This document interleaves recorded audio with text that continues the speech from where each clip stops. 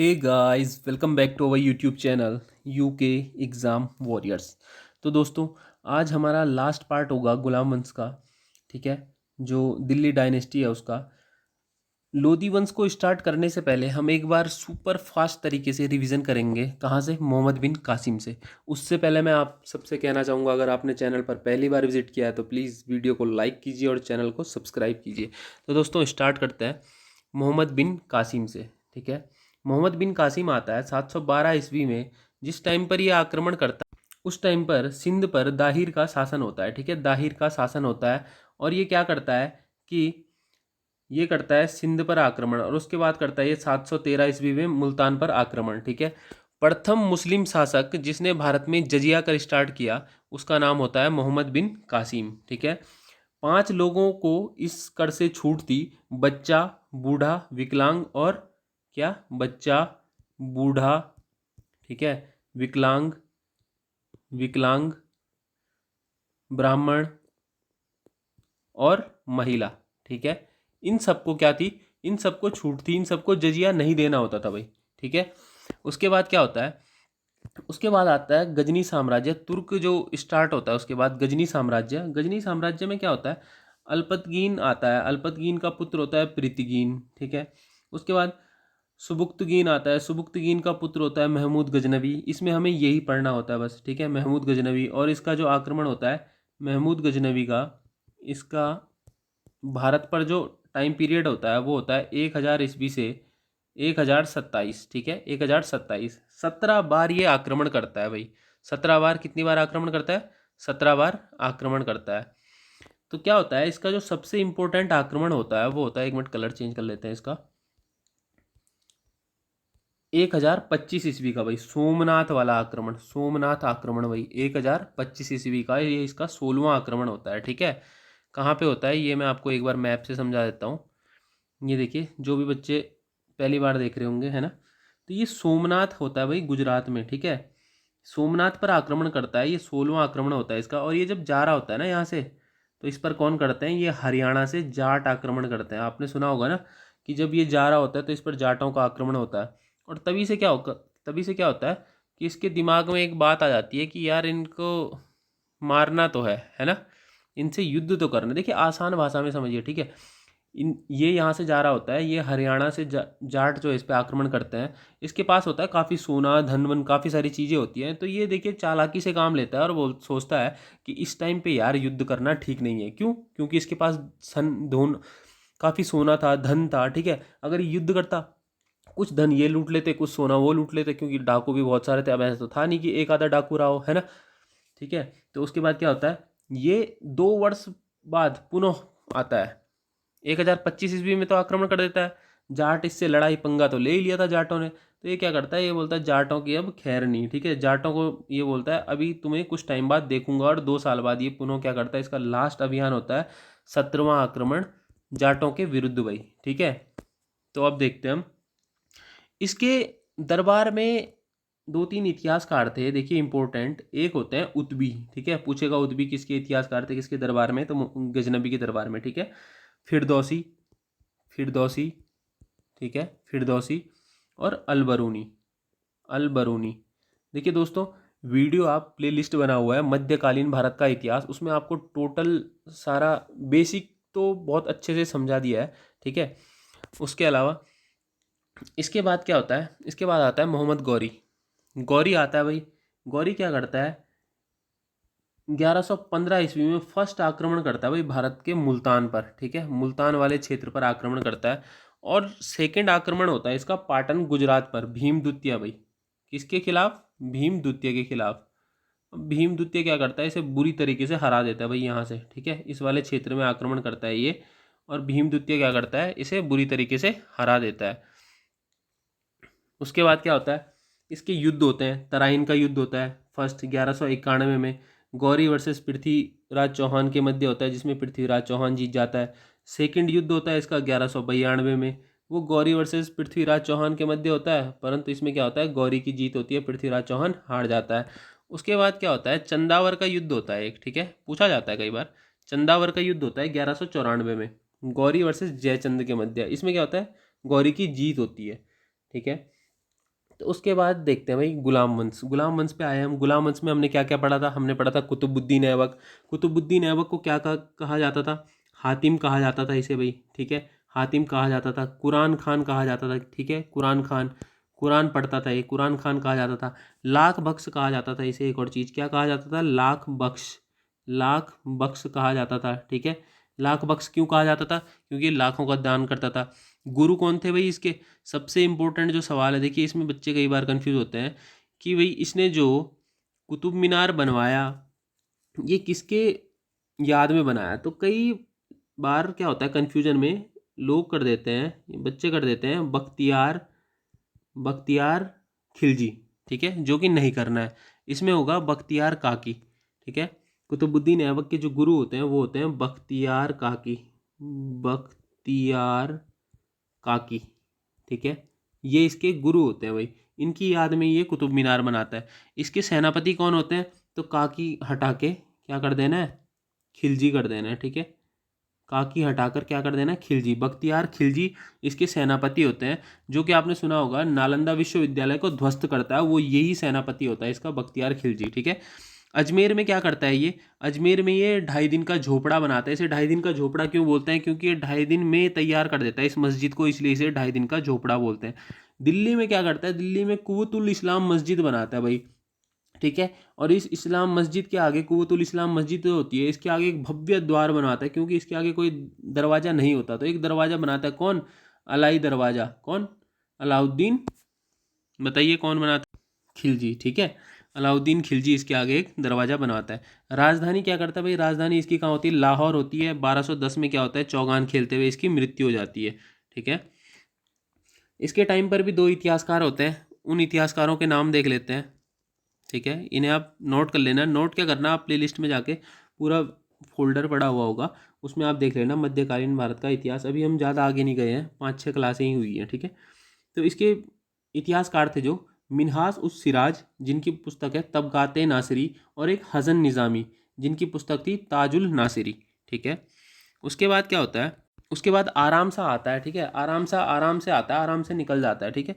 ज़्यादा टाइम नहीं रहता है, ये 8-9 महीने टाइम रहता है इसका। उसके बाद क्या होता है? 1211 से इल्तुतमिश 1236 तक इसका टाइम पीरियड होता है। 1211 से 1236 इल्तुतमिश भाई। इसे वास्तविक संस्थापक कहा जाता है। क्यों? क्योंकि ये सुल्तान की उपाधि लेता है। वो जो था कुतुबुद्दीन ऐबक, वो सुल्तान की उपाधि नहीं लेता है, खिल्लत की उपाधि लेता है ये, ठीक है। खलीफा से खिल्लत की उपाधि लेता है ये इल्तुतमिश। इसने क्या किया? इसने अपनी राजधानी दिल्ली स्थानांतरित की, ठीक है। सिक्का चलाया है इसने भाई, कौन सा?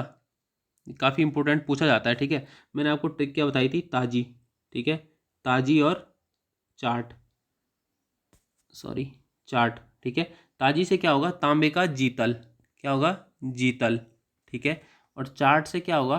टंका भाई, चांदी का, ठीक है। ता से तांबा, जी से जीतल, चा से चांदी, टौ से टंका, ठीक है। ये क्लियर? उसके बाद क्या होता है? इसने एक चालीसा दल बनाया भाई, जिसे बोलते हैं तुर्कान ए चहलगामी, ठीक है। चालीसा दल बनवाया। हौज ए सुल्तानी की इसने निर्माण किया।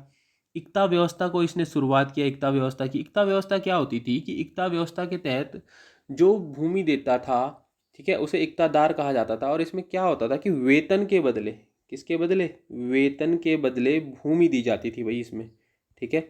वेतन न देकर वेतन के बदले भूमि दी जाएगी, ठीक है। इसे इक्ता व्यवस्था कहते थे, ठीक है। इनके बाद क्या होता है?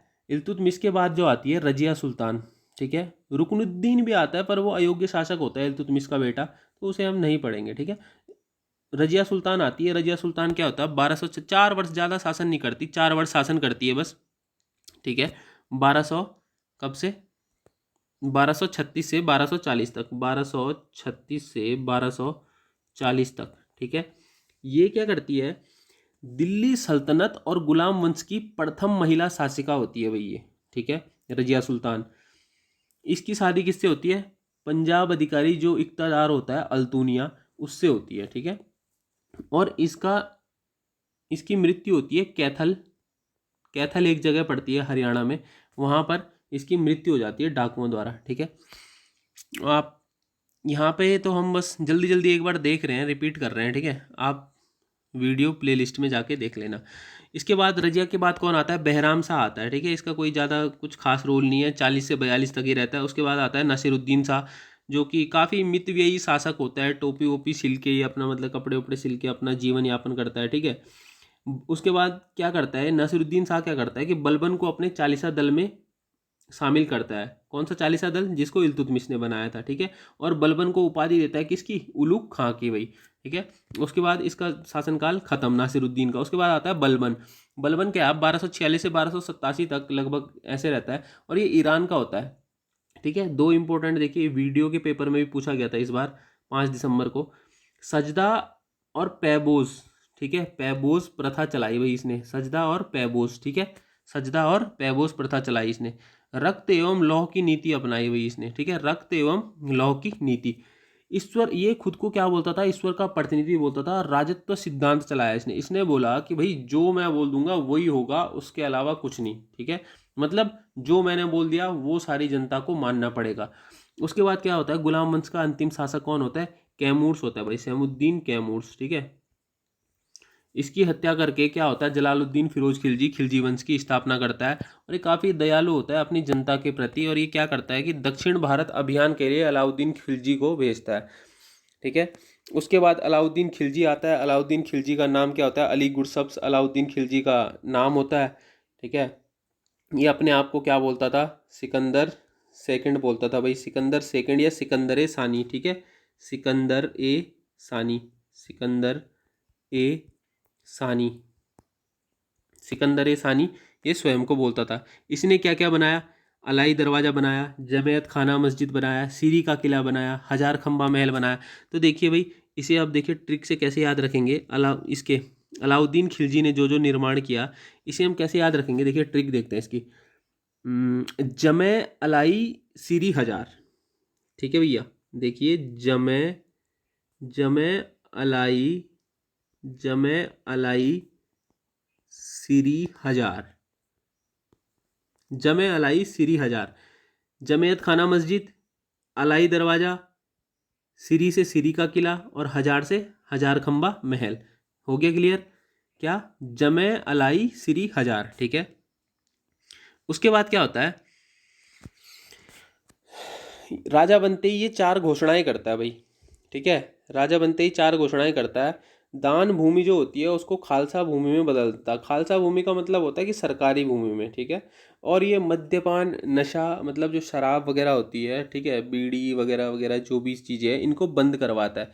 छोटे त्यौहार जो भी होते हैं, बार बार उनमें खर्चा होता है, ये होता है, तो उनको ये बंद करवाता है। और अमीर लोग जो होते हैं उनके मिलने पर ये प्रतिबंध लगा देता है भाई। क्यों प्रतिबंध, इसलिए ये देखिए, ये अमीर लोग मिल रहे हैं तो ये इन पे प्रतिबंध लगा देता है। प्रतिबंध क्यों लगाता है, प्रतिबंध इसलिए लगाता है कि इसे डर होता है कि कहीं ना कहीं ये अमीर लोग मिलकर मेरे लिए षड्यंत्र ना कर दें कुछ, है ना। इसलिए ये उनके मिलने पर प्रतिबंध लगाता है। और क्या करता है ये, और ये गुप्तचर की व्यवस्था करता है भाई अपने शासनकाल में, ठीक है। बोलता है कि भाई हमारे राज्य में गुप्तचर भी रहेंगे भाई। उसके बाद नगद वेतन, वेरी इंपॉर्टेंट, ठीक है, मोस्ट इंपॉर्टेंट कर देना इसको, ठीक है।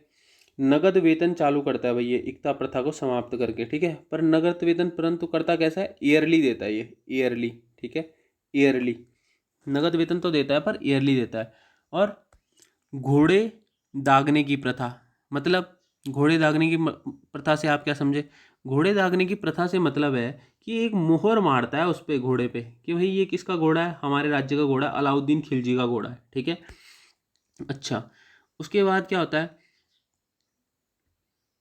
उसके बाद देखते हैं हम कुतुबुद्दीन मुबारक खिलजी, 1316 से 1320। ये खलीफा की उपाधि भाई धारण नहीं करता, ये स्वयं को ही बोलता है कि भैया मैं ही खलीफा हूँ, है ना। उसके बाद ये बिना कपड़े के नग्न वस्त्र में राज दरबार में आ जाता था।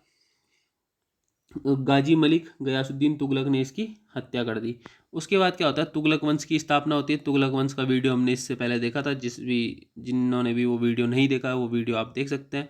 उसके बाद गयासुद्दीन तुगलक क्या करता है कि ये कृषि के लिए नहर का निर्माण करता है भाई, और तेलंगाना अभियान पर भेजता है किसको, जूना खां को। तेलंगाना आप समझ गए, ये तेलंगाना अभियान पर भेजता है जूना खां को, ये दिल्ली से यहाँ जूना खां को भेजता है, ठीक है।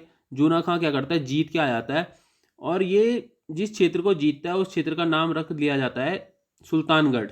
अब जब गयासुद्दीन तुगलक बोलता है कि भैया जब हमने उसका नाम चेंज कर दिया, जिस जगह तू जीता है सुल्तानगढ़, तो क्यों ना तेरा नाम भी चेंज कर दिया जाए। इसका नाम चेंज करके रख लिया जाता है मोहम्मद बिन तुगलक। और ये स्वयं किस अभियान पर चले जाता है, बंगाल अभियान पर।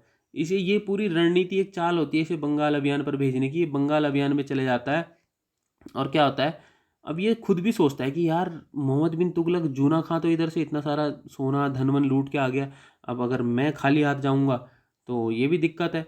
और ये बंगाल आता तो है, पर बंगाल में क्या होता है, उस टाइम पे पड़ा होता है अकाल, बंगाल में पड़ा होता है सूखा। अब बंगाल में सूखा पड़ा होता है तो भैया दिक्कत हो जाती है। इसके लिए दिक्कत ये होती है कि ये बंगाल में आया, यहाँ सूखा पड़ा हुआ था, तो ये बोले कि यार अब कुछ ना कुछ तो मैं लूट के ले जाऊंगा। ये क्या करता है कि दिल्ली में होते हैं हमारे शेख निजामुद्दीन औलिया, ये इनको घोड़े से यहाँ से फरमान, घोड़े को भिजवाता है भाई, अपने घोड़े को भिजवाता है, बोलता है कि भैया आपके पास जितनी भी दान की भूमि है, जितना भी दान है एकता प्रथा के तहत, जितने भी आपको भूमि दान में मिली है या जितना भी और दान मिला है, वो सब आप मुझे दे दो। तो यहाँ पे देखिए ये क्या बोलते हैं, वेरी इंपॉर्टेंट क्वेश्चन है, समझ रहे हो, वेरी इंपॉर्टेंट है। शेख निजामुद्दीन औलिया जी बोलते हैं कि दिल्ली अभी दूर है।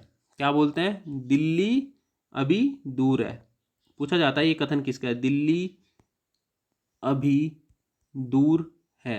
ठीक है, ये क्यों बोलते हैं, कई लोग इतिहासकार बोलते हैं कि भैया निजामुद्दीन औलिया ने इसे शराप दे दिया था कि दिल्ली बेटा अभी बहुत दूर है, तो दिल्ली आ तो सही, जमीन तो तब देंगे ना जब दिल्ली पहुंचेगा, है ना। तो ये दिल्ली पहुंचता ही नहीं है। जूना खां मतलब मोहम्मद बिन तुगलक क्या करता है कि एक जगह में इसके लिए एक लकड़ी से निर्मित एक घर बना देता है, ठीक है, रात के लिए रुकने के लिए एक महल बना देता है। और वो महल क्या होता है, टूट जाता है। तो मोहम्मद बिन तुगलक ना, इसने अपने जीवन काल में सारे उल्टे ही काम किए, ठीक है। तो एक घर बनाता है, वो घर क्या होता है, टूट जाता है और ये यहीं मर जाता है। उसके बाद क्या होता है, मोहम्मद बिन तुगलक का टाइम पीरियड आता है। मोहम्मद बिन तुगलक क्या करता है, ये काफ़ी शिक्षित शासक होता है, इसे काफ़ी भाषाओं का ज्ञान होता है। ये होली त्यौहार को काफ़ी खुशी खुशी मनाता था। और टैक्स, ये एक दोआब क्षेत्र पर, जो गंगा यमुना का क्षेत्र होता है, उपजाऊ क्षेत्र, उस पर क्या करता है, टैक्स लगा देता है। उस टाइम पर क्या होता है, जिस टाइम पर ये टैक्स लगाता है उस टाइम पर यहाँ क्या होता है, अकाल पड़ा हुआ होता है भैया। क्या पड़ा होता है, अकाल। अब भैया जनता इससे और दुखी, एक तो अकाल पड़ा हुआ, ऊपर से टैक्स और बढ़ा दे, है ना।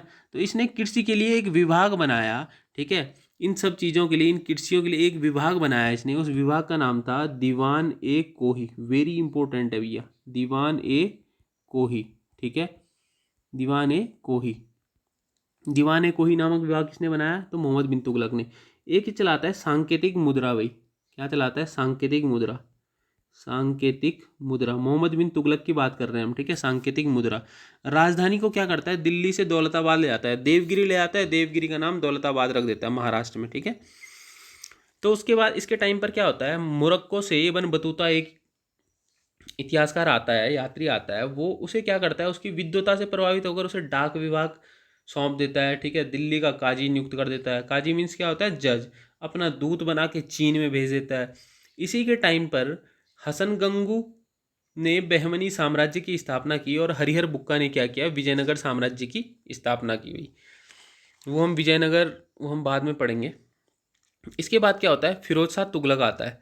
फिरोज शाह तुगलक क्या करता है, फिरोज शाह तुगलक से सबसे इंपॉर्टेंट चीज़ हमें वो देखनी है कि जजिया कर, ब्राह्मणों पर जजिया कर किसने लगाया, ब्राह्मणों पर जजिया कर लगाने वाला शासक, ठीक है, ब्राह्मणों पर जजिया कर लगाने वाला शासक कौन था, फिरोज शाह तुगलक। इसने क्या किया कि अशोक के टोपरा और मेरठ का जो अभिलेख था उनको दिल्ली ले आया भाई ये, ठीक है। और दान विभाग बनाया इसने एक, दीवान ए खैरात, ठीक है। और दासों के लिए, दास, सर्वाधिक दास अगर पूछे जाएंगे 1,80,000 किसके टाइम पर थे, तो वो फिरोज शाह तुगलक के टाइम पर थे। और इनकी देख रेख के लिए क्या करता है, ये एक विभाग बनाता है जिसे बोलते हैं दीवान ए बंदगान, ठीक है, दीवान ए बंदगान, ठीक है। यहाँ पर हम जल्दी जल्दी देख रहे हैं, आप पिछली वीडियो को आराम से देख लेना। उसके बाद क्या होता है, नसीरुद्दीन महमूद तुगलक आता है। इसके टाइम पर तैमूर लंग आक्रमण करता है 1398 में। खिजर खां उस टाइम पर पंजाब का सूबेदार होता है। तो ये क्या करता है कि खिजर खां को सैयद वंश सौंप देता है ना।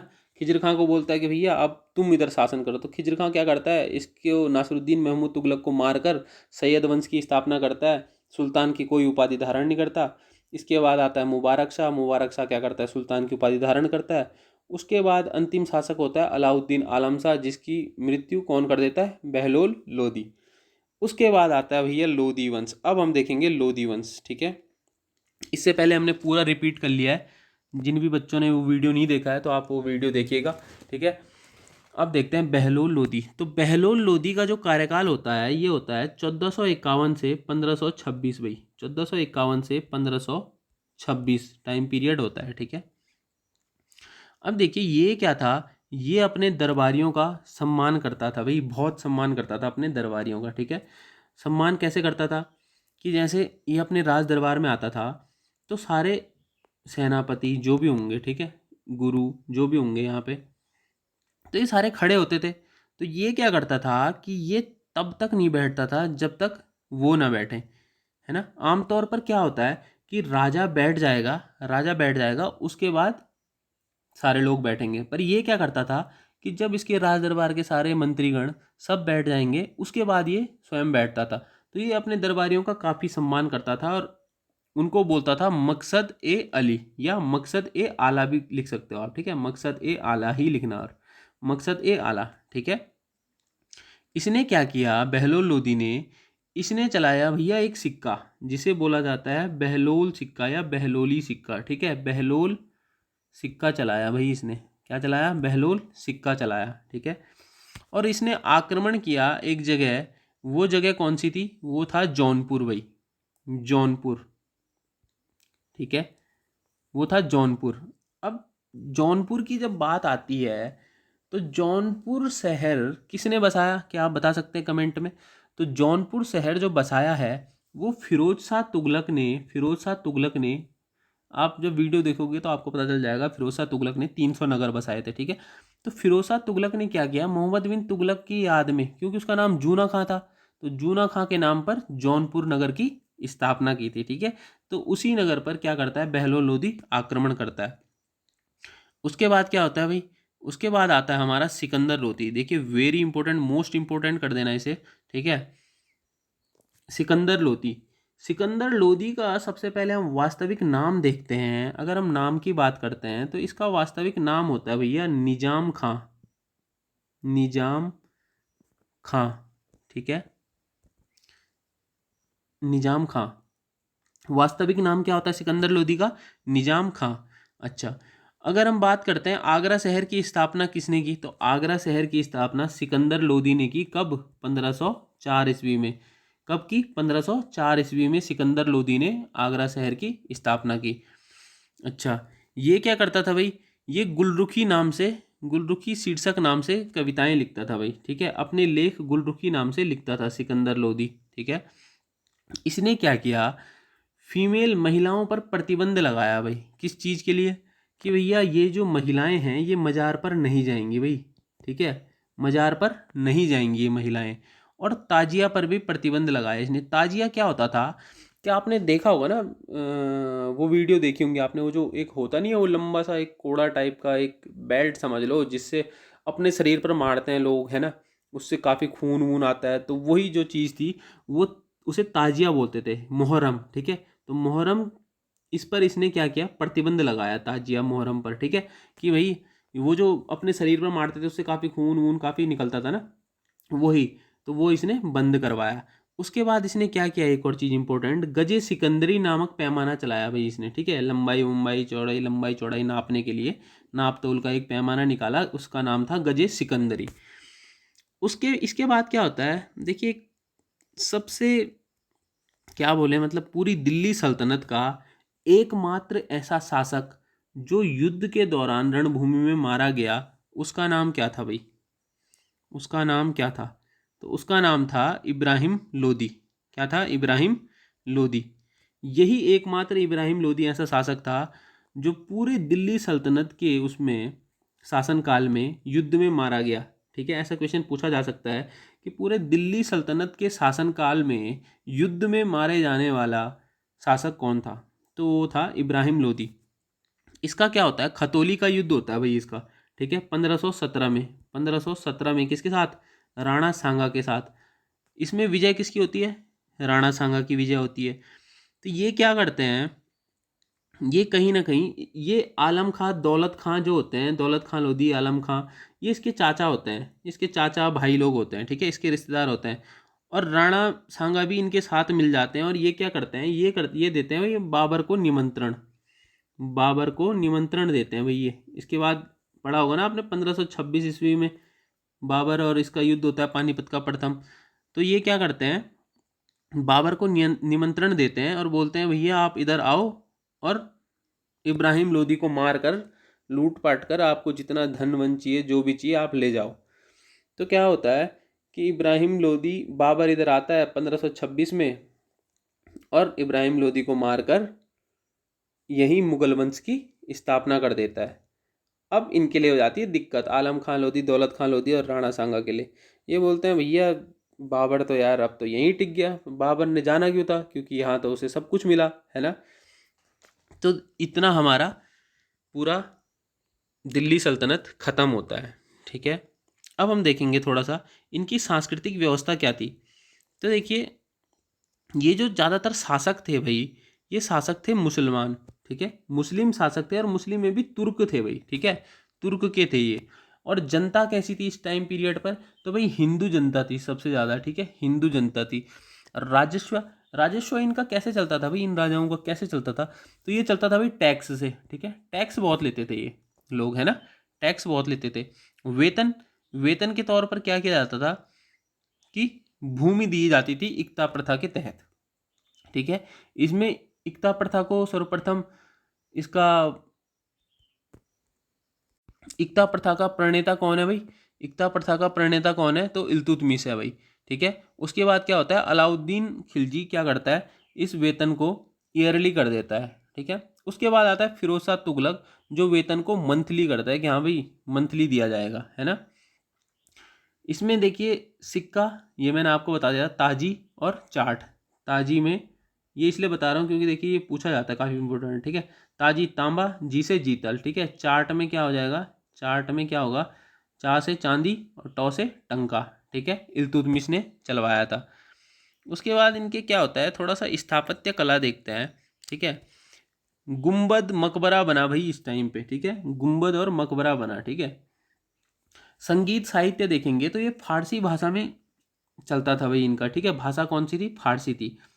अब आते हैं यहाँ पे अमीर खुसरो, आपने सुना होगा, है ना। तो अमीर खुसरो ऐसे शासक थे जिन्होंने बलबन से और मोहम्मद बिन तुगलक तक इनका टाइम पीरियड रहा है अमीर खुसरो का। इन्होंने 7 राजाओं को भाई शासन पर देखा है, ठीक है। कितने राजाओं को, 7 राजाओं को। अच्छा, तारीख ए दिल्ली भी इनकी एक पुस्तक है भाई। तोताए हिंद किनको कहा जाता है, अमीर खुसरो को कहा जाता है तोताए हिंद। निजामुद्दीन औलिया दिल्ली में एक संत थे भाई, शेख निजामुद्दीन औलिया इनके टाइम पर ही। तबला और सितार का खोजकर्ता किसे कहा जाता है, अमीर खुसरो को कहा जाता है। किसको कहा जाता है, अमीर खुसरो को कहा जाता है। तो ठीक है दोस्तों, वीडियो अगर अभी तक वीडियो पूरा जो है समाप्त हो चुका है, दिल्ली सल्तनत हम देख चुके हैं। अगर वीडियो आपको अच्छा लगा हो तो वीडियो को लाइक कीजिए, वीडियो को शेयर कीजिए अपने सारे ग्रुपों में, चाहे वो व्हाट्सएप ग्रुप्स हों, चाहे वो कहीं भी हो, ठीक है। और अगर वीडियो आपको, और हाँ, चैनल को सब्सक्राइब ज़रूर कीजिए, ठीक है, चैनल को सब्सक्राइब ज़रूर कीजिए। तो दोस्तों मिलते हैं फिर नेक्स्ट वीडियो में। जय देवभूमि, जय उत्तराखंड।